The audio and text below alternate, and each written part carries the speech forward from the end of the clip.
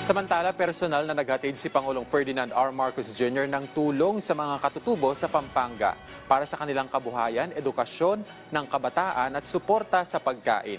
Narito ang report.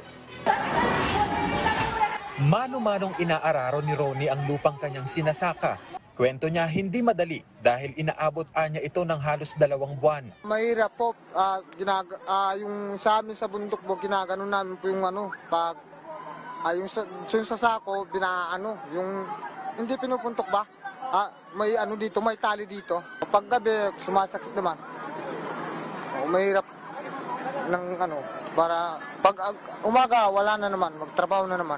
Ang problemang yan ni Ronnie, may kasagutan na dahil isa siya sa nabigyan ng kalabaw. Kaya mas mapapadali na anya ang kanyang trabaho at mapapadali ang kita. Salamat po sa WD ang tulong na binigay sa amin ng kalabaw nito. Isa lang si Ronnie sa 127 na benepisyaryo ng pag-abot program na nabigyan ng kalabaw sa Porac, Pampanga sa pangunguna yan ni Pangulong Ferdinand R. Marcos Jr. Bahagi ito ng pagbibigay ng pangkabuhayan sa Aita community na pangunahing pinagkakakitaan ngayon ay pagsasaka gaya ng pagtatanim, pag-aalaga ng hayop at poultry production. Nabigyan din sila ng kagamitan sa pagsasaka gaya ng asarol at gareta. Alam niyo po, nung pinag-aaralan namin itong sitwasyon po ninyo, ay talaga ang kailangan natin tulungan ang inyong hanap buhay sa pagsasaka. Yan ang nagbibigay buhay kasi dahil napakahalaga nito. Dahil pagka kayo'y nagsasaka, hindi po kayo nagpapakain lamang ng sarili ninyo at saka ng pamilya ninyo. Yung sinasaka ninyo, yung tinatanim ninyo, yung inaani ninyo, ay kasama po yan sa pagpakain ng lahat ng mga Pilipino. Namahagi rin ng Pangulo ng financial assistance kung saan nasa 1,200 na benepisyaryo mula Barangay Planas at Cabias ang nakatanggap ng tig 10,000 piso. Ito po ay bahagi lamang ng aming mahabaang programa.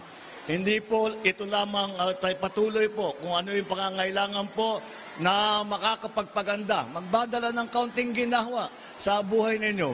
Sinasabi ko nga, pagka yung mga meron kaming nabibigyan ng kaunting benepisyo, ay nagte-thank you. Huwag na kayong mag-thank you. Dahil trabaho talaga namin ito. Kaya ipera ninyo ito. Kaya binabalik lang namin sa inyo ito. Bumisita rin ang punong ehekutibo sa Katutubo Village Elementary School kung saan namahagi naman siya ng school supply sa 127 na estudyante at 2 unit ng Starlink para mas mapalakas ang connectivity sa lugar, lalo na sa pag-aaral ng mga estudyante. Kene, Pasyente, para sa Pambansang TV, sa Bagong Pilipinas.